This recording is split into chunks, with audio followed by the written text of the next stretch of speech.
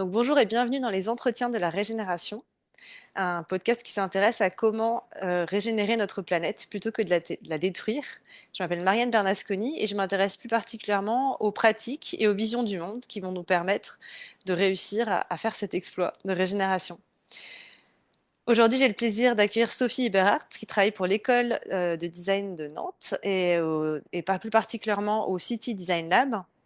Et j'ai envie d'inviter Sophie parce que la démarche du design qui est à la croisée de différentes disciplines, la démarche du lab, pardon, qui est à la croisée de différentes disciplines et qui parle de régénération, d'un urbanisme régénératif, m'a beaucoup intriguée. Donc je me suis dit que c'était l'occasion de le découvrir, d'en parler ensemble et de le faire découvrir aux personnes que ça intéresse. Donc Sophie, est-ce que tu peux nous en dire plus, s'il te plaît, sur qu'est-ce que le City Design Lab, qu'est-ce qu'on y fait, mais aussi comment est-ce que l'école de design de Nantes s'est positionnée sur ce sujet?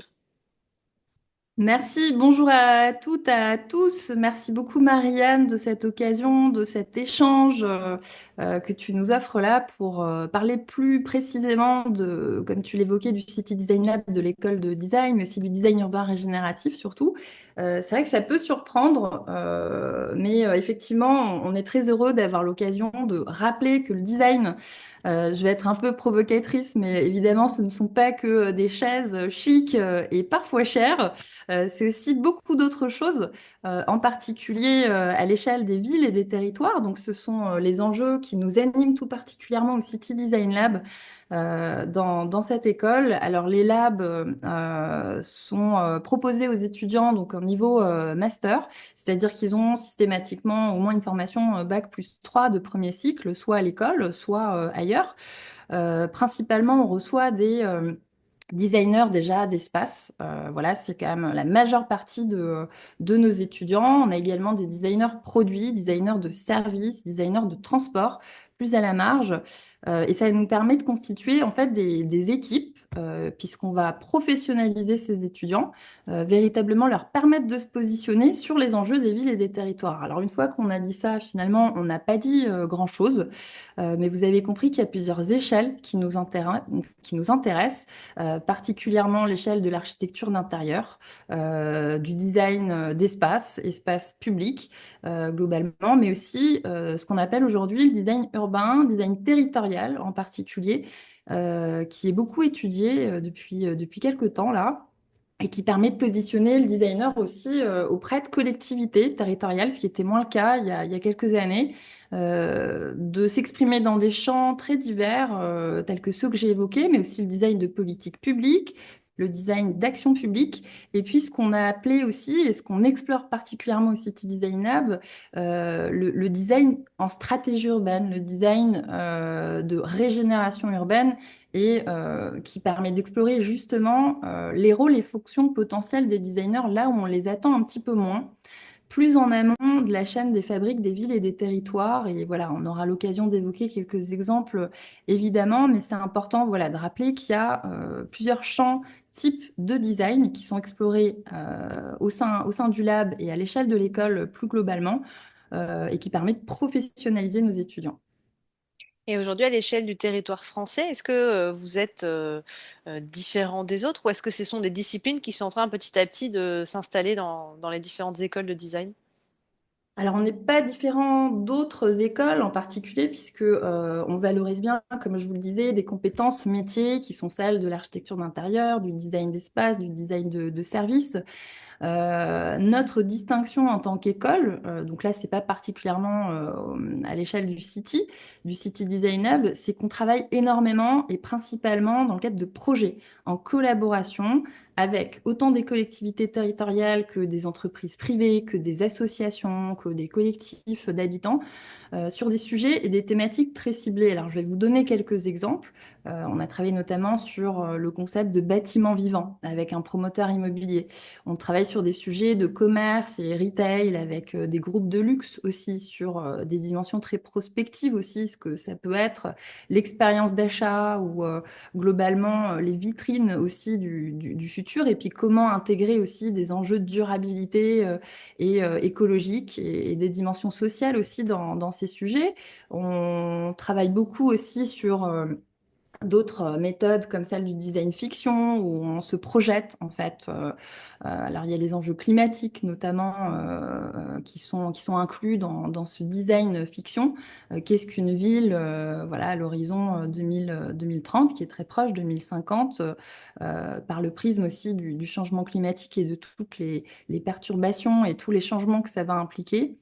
On travaille également sur la ville low-tech. Alors, vous avez compris aussi qu'on explore différentes méthodes et différents moyens et différents médiums, autant technologiques, c'est-à-dire voilà, dans le design fiction et potentiellement des outils numériques avancés, mais on se questionne aussi énormément sur potentiellement qu'est-ce qu'une stratégie territoriale low-tech. La question low-tech, elle est très bien traitée à l'échelle du produit, des véhicules intermédiaires, qui sont des produits qui nous intéressent aussi beaucoup en matière de mobilité, moins à l'échelle des villes et des territoires. Alors on peut citer tout de même quelques noms. D'agences en particulier, des chercheurs de la REP qui ont publié des études sur le sujet. Il y a évidemment le Tech Lab à Concarneau aussi qui fait un travail remarquable de ce point de vue-là. Mais voilà, on veut aussi se positionner sur des sujets tels que la ville low-tech ou un territoire low-tech. Donc là, ça fait énormément de projets, énormément de sujets. Peut-être recentrer sur cette notion de design urbain régénératif ou designer l'urbanisme de manière régénérative. Qu'est-ce que ça veut dire? Qu'est-ce que ça change par rapport à d'autres stratégies de design?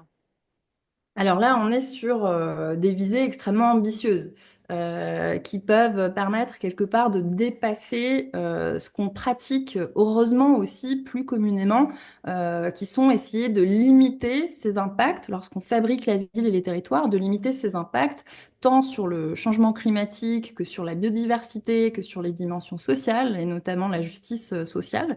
Donc il y a beaucoup d'efforts qui sont portés heureusement par les villes et les territoires sur ces champs-là. Nous, ce on explore avec le design urbain, design territorial régénératif, c'est comment est-ce qu'on peut dépasser même cette question-là et pas seulement limiter son impact, mais véritablement générer des bénéfices pour la société humaine en particulier, autant que pour la faune, la flore, la biodiversité et globalement en fait le vivant. Là, je m'appuie énormément sur des études et un ouvrage en particulier d'un chercheur qui s'appelle Eduardo Blanco, qui est aussi un urbaniste, qui est docteur en sciences de l'environnement et ingénieur par ailleurs, qui a publié cet ouvrage fantastique l'année dernière sur la ville régénérative. Alors, il a produit d'autres choses en fait avant cet ouvrage, mais voilà, on y trouve là une boussole pour justement, en tant que designer, se questionner sur notre rôle, nos fonctions aujourd'hui, mais aussi demain, sur ces questions éminemment importantes de finalement déplacer cette focale, parce qu'évidemment, le design, depuis des dizaines d'années, voire plus, se concentre sur l'usager, l'humain, en particulier les humains. Voilà, ça questionne énormément, cette vision anthropocentrée nous questionne énormément. Comment nous, en tant que designer, on peut ouvrir notre spectre et faire intégrer le vivant. Donc de ce point de vue-là, il y a voilà, beaucoup d'ouvrages auxquels on fait référence. Moi, il y en a un que j'ai en tête qui est celui de Vinciane Després, Habiter en oiseau, qui nous permet de nous questionner justement sur la notion de territorialité voilà, des oiseaux en particulier et aussi de finalement décentrer nos propres visions, puisqu'on s'aperçoit que pour les oiseaux, la notion de territorialité est extrêmement mouvante, extrêmement flexible. Et voilà, une des questions, c'est comment nous, en tant que designer, on peut effectivement se décentrer, approfondir aussi nos connaissances, parce qu'il s'agit de ça aussi, sur la question du vivant, puisqu'on intègre déjà, heureusement, les sciences humaines et sociales, et c'est surtout l'ambition portée à l'échelle des masters, puisqu'on intègre une dimension de recherche très forte.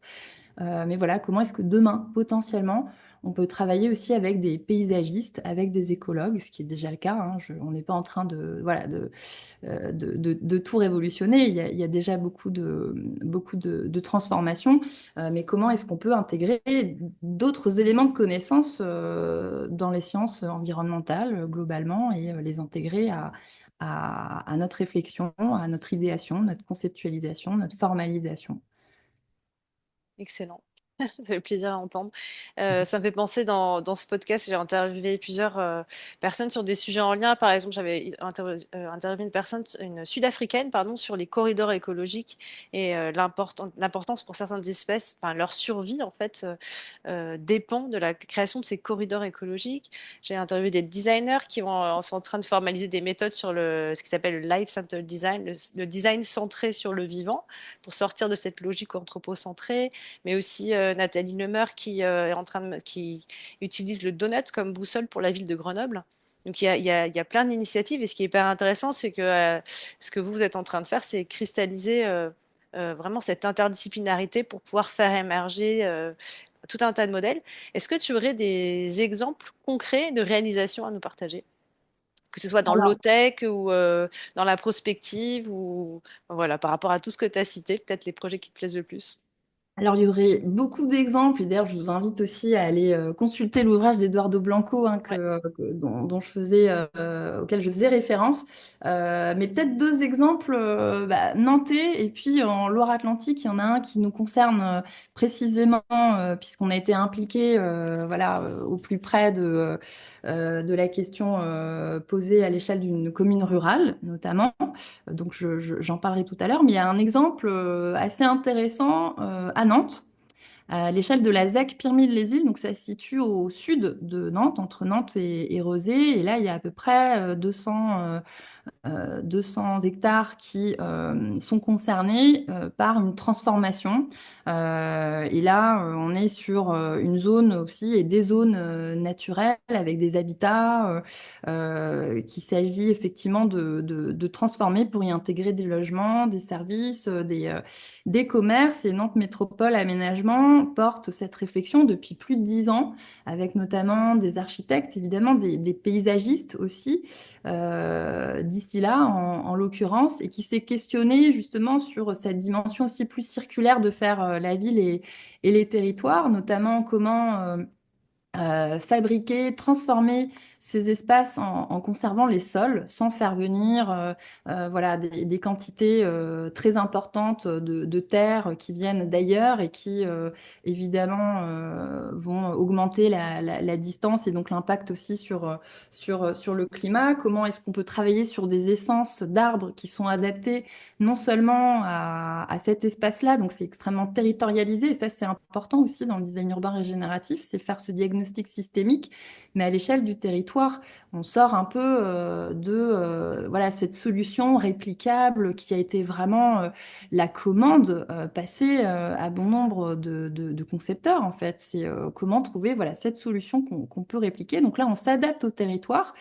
On est en bord de Loire et on va chercher justement à travailler à partir des sols. Comment est-ce que la trame aussi naturelle et globalement aussi les arbres peuvent déterminer un projet urbain? C'était extrêmement intéressant finalement parce que on a d'abord posé cette question avant de savoir comment est-ce qu'on allait générer effectivement du logement sur cette zone qui est en fait une friche. Hein, une friche anciennement industrielle. Il y a eu, voilà, dans la manière aussi de faire et de solliciter les acteurs, une dimension circulaire qui était très intéressante aussi, parce que Nantes Métropole Aménagement s'est demandé comment faire intervenir des acteurs qui apparaissent et interviennent plutôt en fin de chaîne, à savoir des constructeurs. Alors les designers interviennent pas tout à fait à la fin, mais en tout cas interviennent plus tard. Comment intégrer des designers à cette réflexion? euh, pour élaborer un cahier des charges. Et puis aussi des promoteurs immobiliers. Promoteurs immobiliers à qui on demande en général de répondre justement à ce cahier des charges. Donc là, ça a été extrêmement innovant de rassembler tous ces acteurs-là pour faire émerger des lignes directrices aussi voilà, d'un cahier des charges. Et c'est vrai que l'exercice a été très surprenant pour la plupart des acteurs. En fait, c'est un point important là à souligner. On questionne beaucoup la ville de demain, dans ses formes et la traduction formelle, mais en fait, c'est aussi un process qui mérite d'être transformé et peut-être une chaîne d'acteurs qui mérite aussi d'évoluer. Donc, ça a été extrêmement intéressant de ce point de vue-là. C'est pas fini, effectivement, mais voilà, il me semble qu'il y a beaucoup d'éléments du design urbain régénératif dans cette opération. Et puis là, cette fois-ci, c'est pas une réalisation, mais c'est un projet dans lequel le City Design Lab et les étudiants, l'équipe pédagogique et de recherche aussi a été mobilisé en l'occurrence dans la commune de Plessé, qui est en Loire-Atlantique, donc c'est un petit peu plus de 5000 habitants. Et là, on a travaillé avec la commune, mais aussi avec la Poste. La Poste qui était donc nos partenaires sur ce projet et qui nous a questionné à l'origine sur l'évolution des services de la Poste.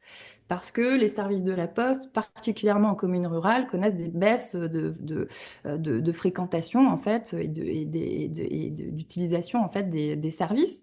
Donc là, en tant que designer, évidemment, on a commencé par questionner cette problématique et pour intégrer justement des dimensions un petit peu plus larges, puisque le bâtiment de la Poste est attenant à la mairie et à France Service. Donc il y a eu une réflexion extrêmement intéressante portée par les étudiants qui ont vraiment, je vous le disais, travaillé comme une agence. Ils n'étaient pas très nombreux, mais vraiment leur travail était remarquable justement en termes notamment de mutualisation des services. Donc, il y avait un concept autour de l'architecture d'intérieur et de ces espaces potentiellement partagés, comment on peut intensifier les usages, qui est un des leviers aussi de la transition écologique et sociale. Il y a eu un concept autour de la végétalisation de la place, mais globalement aussi de l'appropriation de cette place très minérale attenante en fait à ce bâtiment qui a permis de questionner des besoins, des usages, nos étudiants. Et ça, c'est vraiment l'apport du design fonctionne par itération. Ils ont conçu, animé et analysé les résultats d'ateliers qu'ils ont voilà, portés avec des habitants, avec des agents de la poste, de la mairie et puis tous les usagers et habitants concernés globalement. Il y a eu un autre concept autour d'un véhicule intermédiaire. Donc, le véhicule intermédiaire que je mentionnais tout à l'heure, c'est ce qui se situe entre le vélo et la voiture. Et là, c'est comment ce véhicule intermédiaire peut s'approcher aussi des usagers. Donc, vous voyez que là, on explore vraiment les porosités entre les différentes échelles de l'architecture d'intérieur, encore une fois, des espaces intérieurs, des espaces publics, et puis de l'échelle territoriale. Alors, pourquoi? Proposer aussi un véhicule intermédiaire, c'est simplement parce que finalement, on est sur un périmètre à l'échelle des trois bourgs de Plessé qui est équivalent à Paris intramuros. Donc, on est voilà, sur un périmètre extrêmement vaste, large, et c'est pas tout de s'interroger sur comment est-ce qu'on peut réaménager un espace si les gens sont dans l'incapacité de s'y déplacer ou même tout simplement qu'ils ont des possibilités extrêmement limitées. Donc, c'est comment on peut approcher ces services au plus près des habitants aussi avec un véhicule intermédiaire très flexible aussi, low-tech, là aussi, mais qui peut se déployer et permettre, voilà, demain, à un habitant de faire...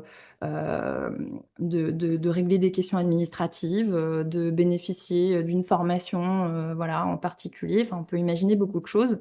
Et la dernière échelle, c'était là aussi l'échelle du territoire.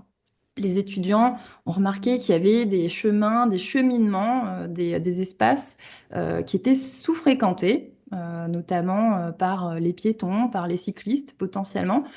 Donc, ils ont réalisé une cartographie à l'échelle de tout Plessé, de ces chemins justement sous-fréquentés et qui pourraient demain être le point de départ d'une réflexion qui vient là à contre-pied des pratiques actuelles. C'est-à-dire aujourd'hui, on réfléchit beaucoup sur le potentiel d'une voie à être partagée en fonction des modes de déplacement entre la voiture, le bus, puis on a une ligne de vélo et puis on a un trottoir. Voilà, c'est très simplifié hein, évidemment, mais vous comprenez l'idée. Là, on prend le contre-pied de cette pratique-là, cette démarche-là, pour se dire quels sont les chemins aujourd'hui qui peuvent justement faire l'objet d'une valorisation, mais aussi d'une régénération potentiellement intégrer le végétal, de l'habitat aussi pour la faune et la flore, donc dans une démarche très systémique, holistique. Ça donne voilà, une bonne idée de toutes les échelles qu'on peut aborder, encore une fois. Et ce qui nous intéresse là vraiment, c'est d'aller chercher ces porosités entre les différentes échelles. C'est là que ça se joue aussi à notre sens. Hyper intéressant. Donc, il y a vraiment cette porosité entre les espèces, la porosité dans l'espace, la porosité entre les compétences. Et la question que je me pose maintenant, c'est la porosité dans le temps. Tu parlais de design fiction tout à l'heure et de prospective. Et quand on se dit que la population mondiale, européenne, française est en train de fléchir, je me pose des questions de cette construction de logements, de continuer à fabriquer, on va dire, des villes. Et je me dis, bah, finalement, à une certaine échelle, on aura probablement potentiellement des logements vides. du fait d'une population qui décline. Est-ce que c'est un sujet que vous abordez ou alors plus largement, la question peut être ouverte aussi sur cette prospective, sur ce que vous avez appris? Alors oui, c'est un point extrêmement intéressant. Nous, on ne l'aborde pas directement, mais ça ne signifie pas que ça ne nous intéresse pas.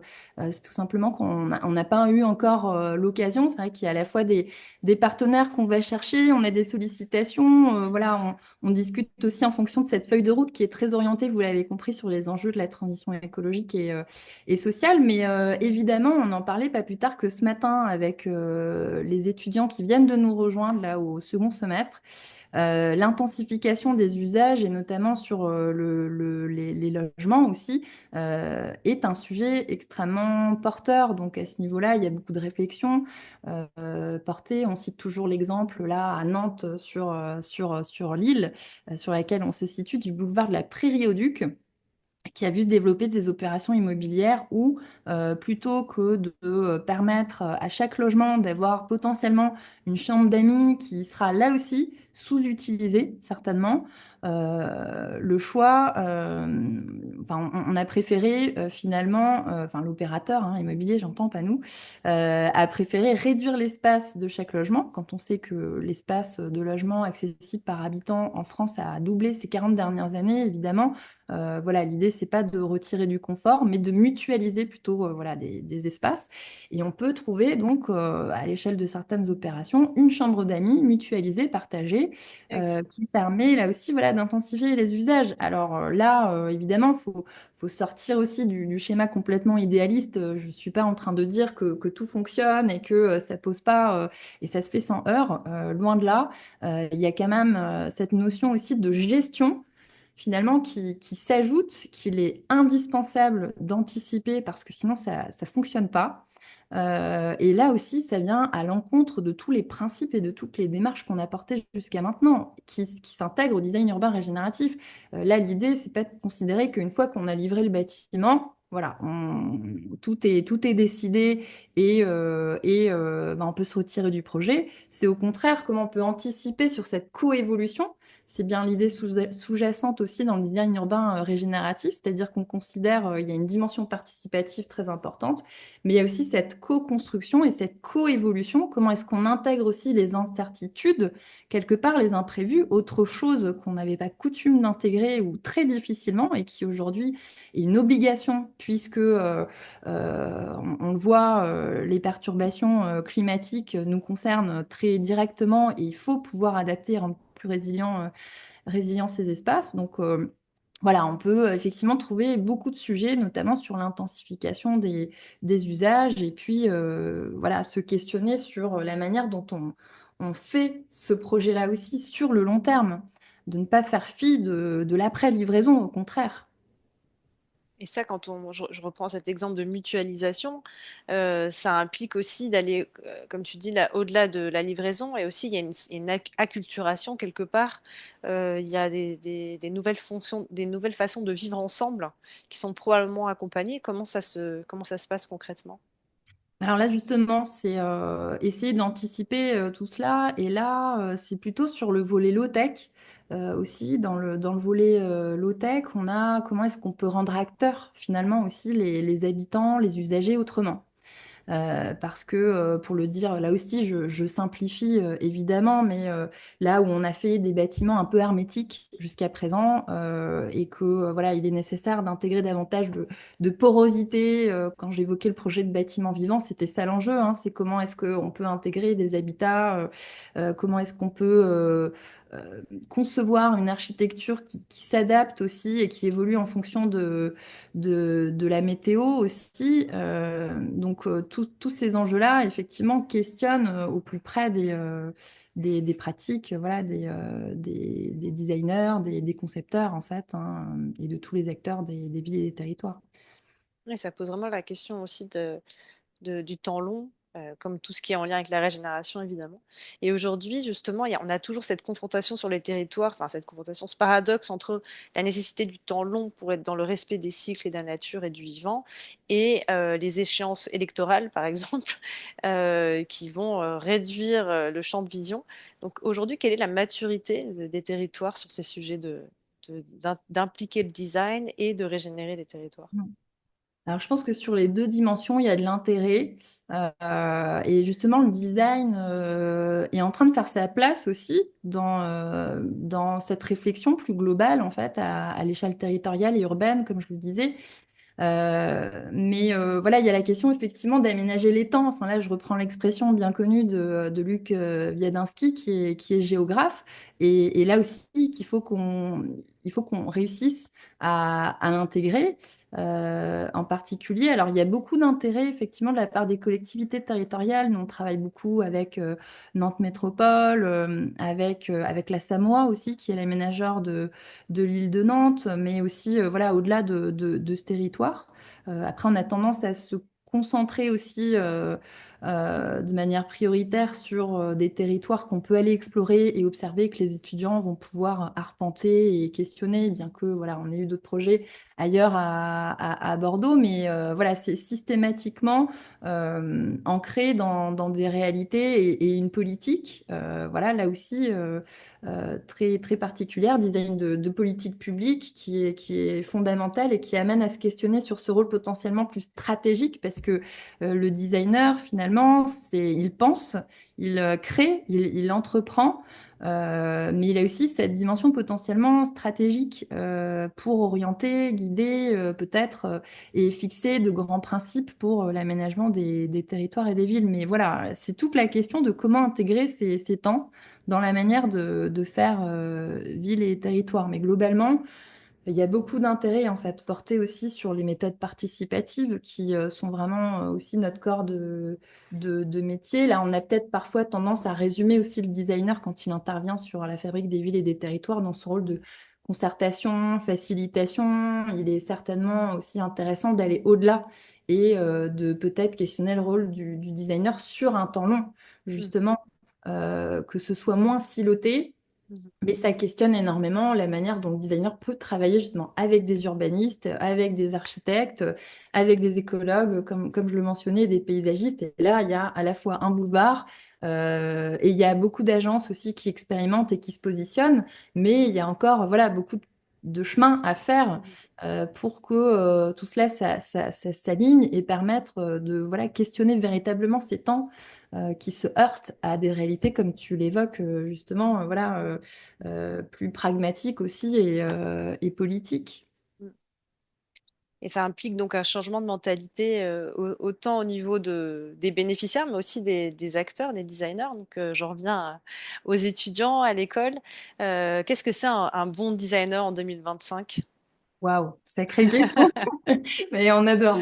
Bah, qu'est-ce que c'est un bon designer en 2025? Moi, j'aurais tendance à dire bah, déjà un designer pour nous au City qui bah, va approfondir ses compétences métiers fondamentales et qui va s'assurer de dézoomer et avoir cette connaissance de la dimension systémique tout en se positionnant dans son rôle de designer. C'est-à-dire qu'il ne faut pas à la fois vouloir sauver le monde parce que, évidemment, c'est beaucoup trop ambitieux et en particulier, c'est ce qu'on dit aussi aux étudiants. Il faut pouvoir trouver la bonne échelle, en fait, d'intervention. Mais à l'inverse, il ne faut pas dire que notre rôle, voilà, il est seulement anecdotique. Donc, un bon designer, je pense de manière générale et en particulier en 2025, c'est aussi un designer qui est un bon chercheur et qui sait où trouver des informations fiables, solides, notamment dans la littérature académique,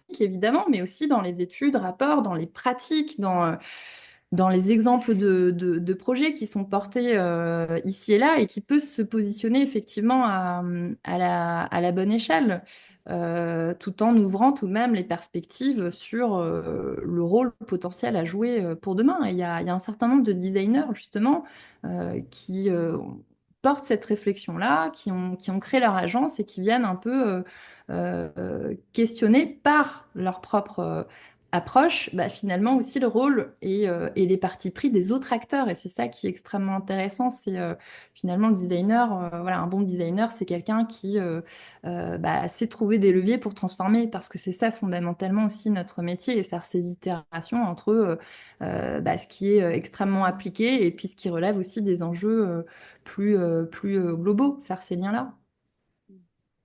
C'est pas une mince affaire, hein. Comment? C'est pas une mince Ah, affaire. c'est pas une mince affaire, effectivement. Là, le designer 2025, il a beaucoup de bagages. Pas beaucoup Euh, de boulot. on arrive à la fin de cet entretien. Est-ce qu'il y a quelque chose que tu veux ajouter, un message à faire passer peut-être à des futurs étudiants ou à des partenaires qui voudraient travailler avec vous ou Bah, tout autre? peut-être tout simplement d'inviter les uns et les autres à nous solliciter si les questions qui ont été soulevées, parce que ça c'est ce que je répète assez souvent, c'est vrai qu'on a une dimension de recherche assez importante à l'échelle des Design Labs, mais ça ne signifie pas qu'on a toutes les réponses, en fait, loin de là. La recherche c'est surtout se poser des questions. Donc si d'autres acteurs, que ce soit des étudiants ou des designers ou des urbanistes ou d'autres acteurs, souhaitent nous solliciter pour bah, porter ces questions ensemble, c'est voilà, c'est bien volontiers. Et puis en particulier sur potentiellement aussi ce rôle en stratégie urbaine, voilà, savoir si ça résonne ou pas avec ce que les uns les autres vivent, traversent, connaissent. Et voilà, ce qui nous intéresse énormément, c'est de pouvoir continuer cet échange-là et continuer de capitaliser en fait continuer de développer une méthode, des méthodes, alors sans que ce soit un livre de recettes magique, hein, on se méfie énormément, mais en tout cas qui permettent de poser quelques jalons et d'essayer de rendre tout simplement voilà, l'habitabilité de notre monde un petit peu plus possible, quoi. Pour tous. Pour tous. Voilà. Et merci beaucoup, Sophie. Dans 2 semaines, je reçois pour le prochain entretien Toufik Valipuram qui va parler d'espace, mais aussi, enfin, plus centré sur cette notion de justice sociale, de comment on crée des espaces de mixité, quels sont les problèmes de l'endogamie sociale et comment est-ce qu'on peut être beaucoup plus inclusif dans notre façon de voir les rencontres, par exemple. Merci beaucoup, Sophie, et puis à très bientôt. À bientôt.